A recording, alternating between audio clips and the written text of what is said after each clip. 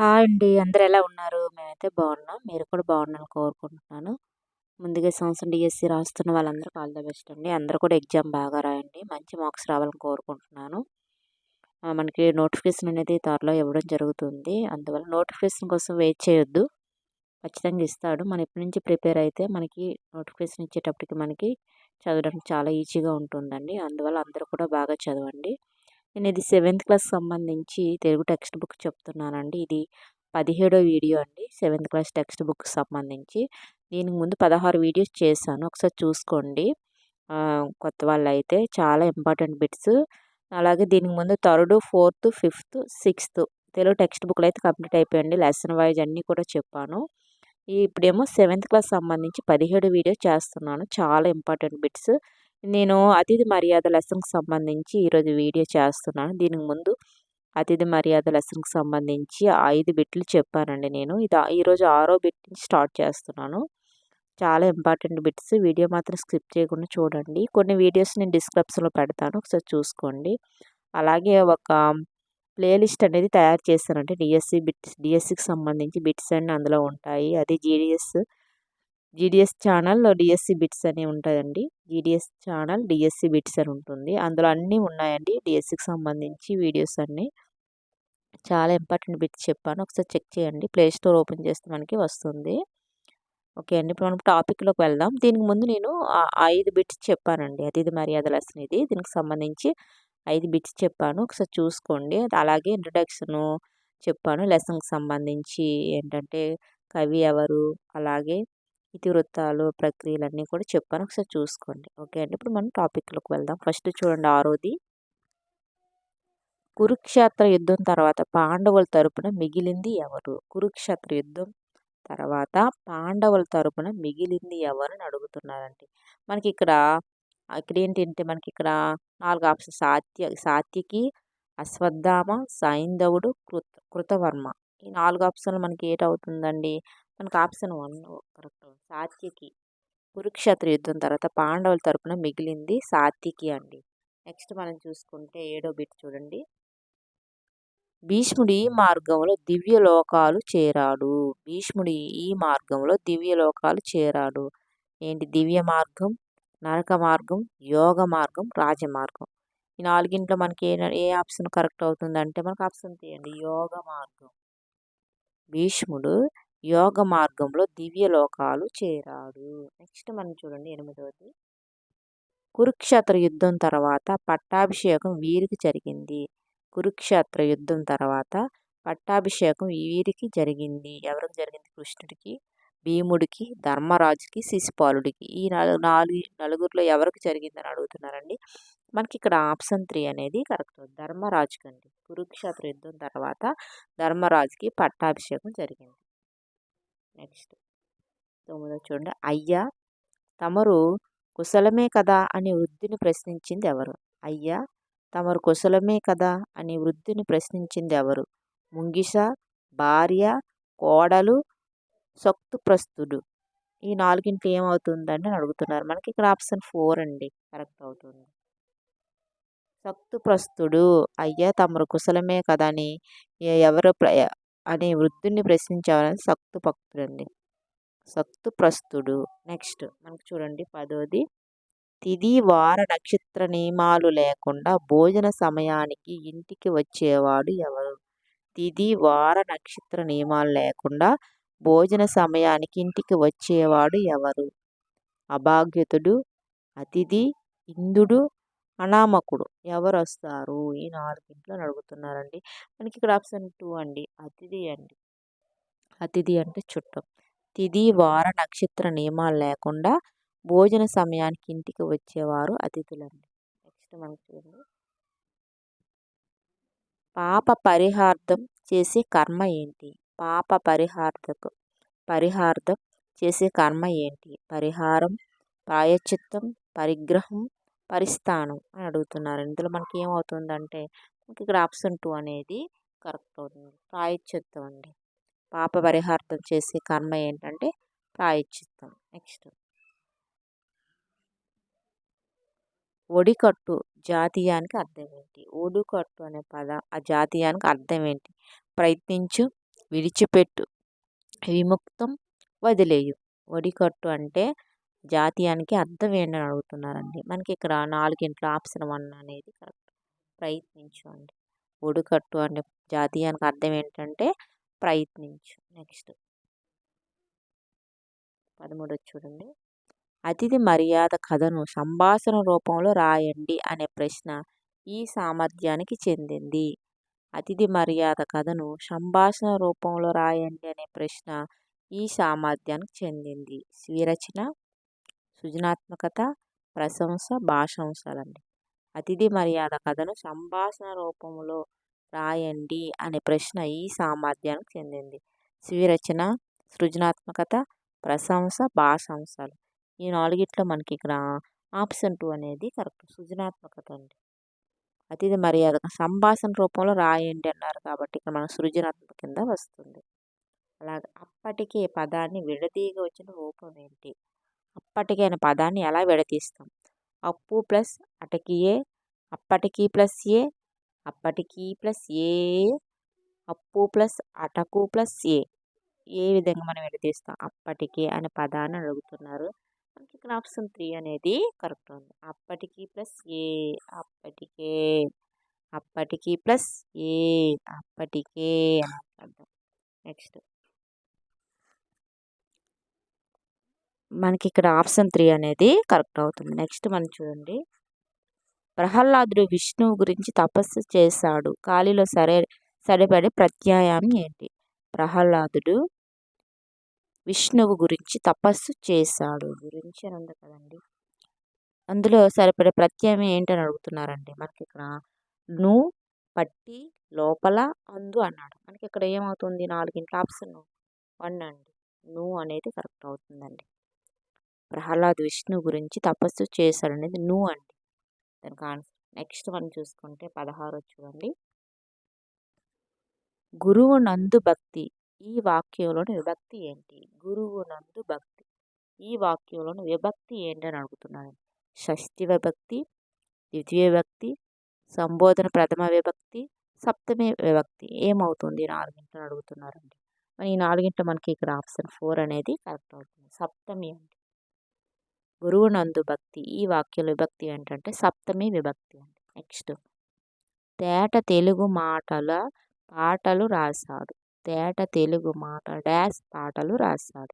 ఖాళీలో సరిపడే విభక్తి ప్రత్యయం ఏంటి? ఇందులో మనకు సరిపడే విభక్తి ప్రత్యయం ఏంటని అడుగుతున్నాడండి. ఓయి, ఓసి, తో, లోపల. ఈ 4 మనకి ఏంటి కరెక్ట్ ఆన్సర్ అని అడుగుతున్నానండి. మనకి ఇక్కడ ఆప్షన్ 3 అనేది కరెక్ట్ అవుతుంది. తో అనేది కరెక్ట్ అవుతుంది. తేట తెలుగు మాటలతో పాటలు రాశాడు అని అర్థం. నెక్స్ట్ మనకు చూడండి 18 వేదాలు మన దేశంలో వెలిసాయి. గీత గీసిన అక్షరం ఈ విభక్తికి ప్రత్యామ్నాయం. చూడండి, వేదాలు మన దేశంలో వెలిసాయి అని అడిగాడండి. ఫస్ట్ది ప్రథమ విభక్తి, తృతీయ విభక్తి, ద్వితీయ విభక్తి, షష్ఠి విభక్తి అండి. మనకి ఏమవుతుందని అడుగుతున్నారండి. మనకి చూడండి ఇక్కడ 4 మనకి ఇక్కడ ఆప్షన్ 4 అనేది కరెక్ట్ అవుతుంది. షష్ఠి విభక్తి అండి. వేదాలు మన దేశంలో వెలిసాయిలో అనేది షష్ఠి విభక్తి కింద వస్తుంది. నెక్స్ట్ మనం చూడండి 19 కింది వాటిలో ఔప విభక్తికాలు ఏంటి? కింది వాటిలో ఔప విభక్తికాలు ఏంటి? ఈ టి ఏ, ఈ టి తి, ఆ ఈ ఏ, ఏ ఐ ఓ ఔ. ఈ 4 మనకి ఏంటని అడుగుతున్నారండి. మనకి ఇక్కడ ఆప్షన్ 2 అనేది కరెక్ట్ అవుతుంది. ఈ టి తి ఇవి ఔప విభక్తి కాలండి. ఈ టి తి ఇవి ఔప విభక్తి కాలు. నెక్స్ట్ అతనికి చేతి నిండా పని ఉంది. అతనికి చేతి నిండా పని ఉంది. ఈ వాక్యంలో ఔప విభక్తికం ఏది? అతనికి చేతి నిండా పని ఉంది. ఇందులో ఔప విభక్తికం ఏంటని అడుగుతున్నారండి. నీ, కి, తి, ది అని అడుగుతున్నారు. ఈ 4 మనకి ఇక్కడ ఆప్షన్ 3 అనేది కరెక్ట్ అవుతుంది. మనం ముందే చెప్పుకున్నాం కదండి. ఔప విభక్తికలు ఏం చెప్పుకున్నామండి? ఇవి ఈ టి తి ఈ టీ తి ఇక్కడ మనకేముంది తి అనేది ఉంది కాబట్టి మనకి ఇక్కడ తి అనేది ఔపవిభక్తి కింద వస్తుంది. చూడండి నూయి ప్లస్లో పడ్డాడు, నూయి ప్లస్లో పడ్డాడు అనే వాక్యానికి సరిపడే ఔపవిభక్తకం ఏంటి?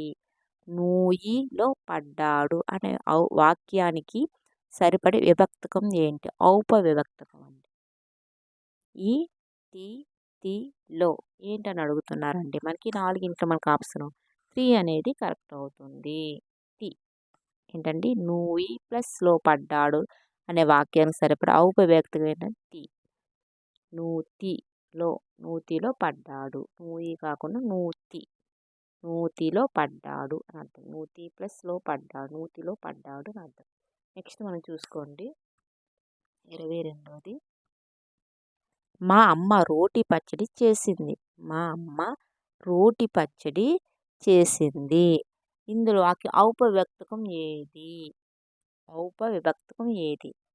తి టి ఈ తో మనకి ఏంటండి ఇక్కడ మనకు ఔపవిభక్తకాలు తెలుసు కదండి. ఈ టి తి ఇందులో ఏముంది మనకి ఇక్కడ చూడండి మా అమ్మ రోటి పచ్చడి చేసింది. ఇందులో ఏంటి అని అడుగుతున్నారు. మనకి ఏంటని ముందే మనం చదువుకున్నాం కదండి.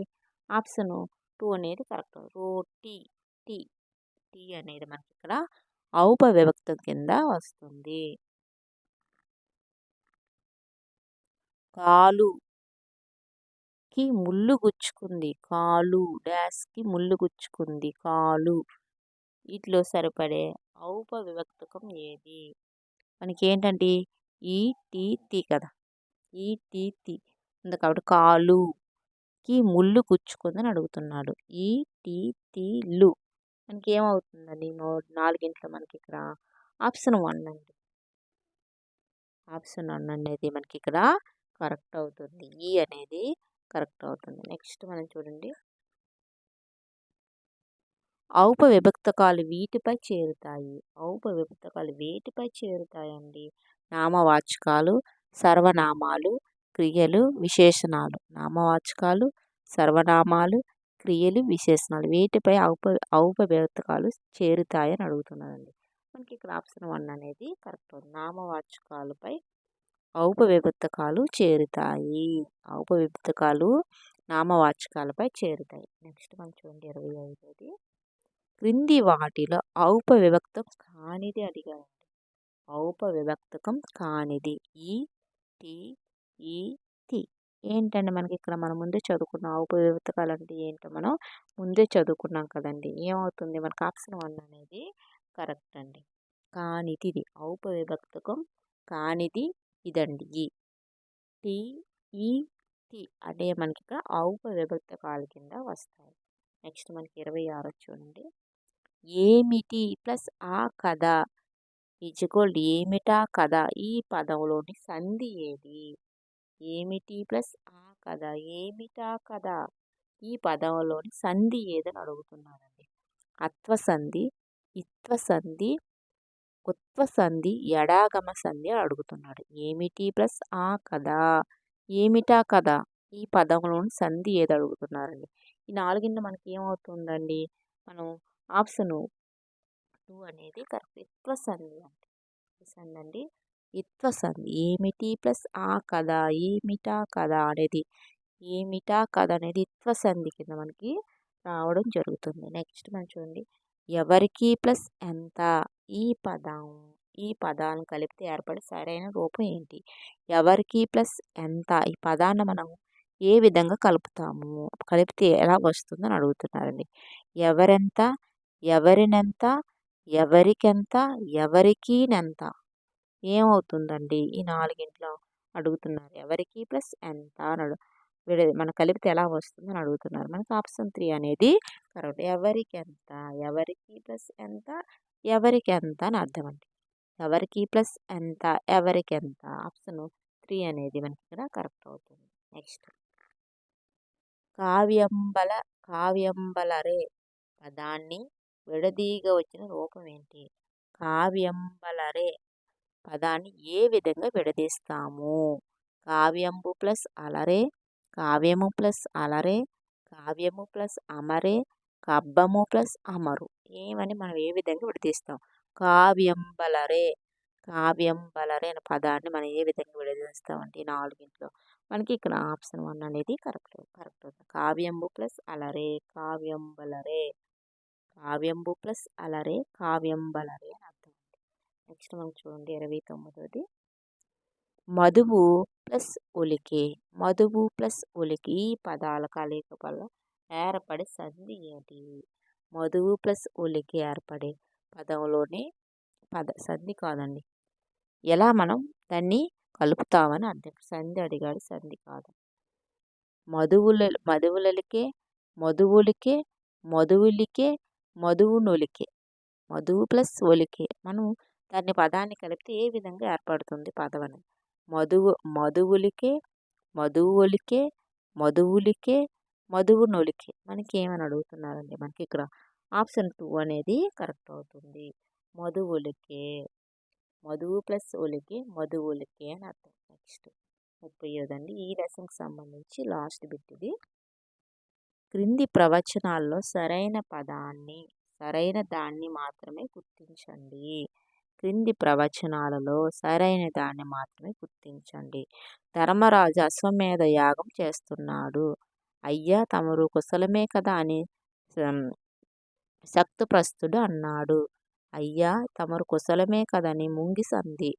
ఈ మూడిట్లో ఏవి కరెక్ట్ అని అడుగుతున్నాడండి. సత్య ప్రవచనాలు ఏంటనేది అడుగుతున్నాడు. మనకి ఇక్కడ చూసుకుంటే మనకి ఏమవుతుందంటే మనకి ఆప్షన్ 1 అండి.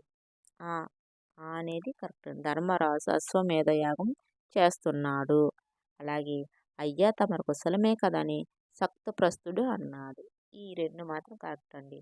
ఇది మనకి రాంగ్ అవుతుంది. 3వది అర్థమైందండి. ఈ లెసన్కి సంబంధించి బిట్స్ ఇవ్వండి.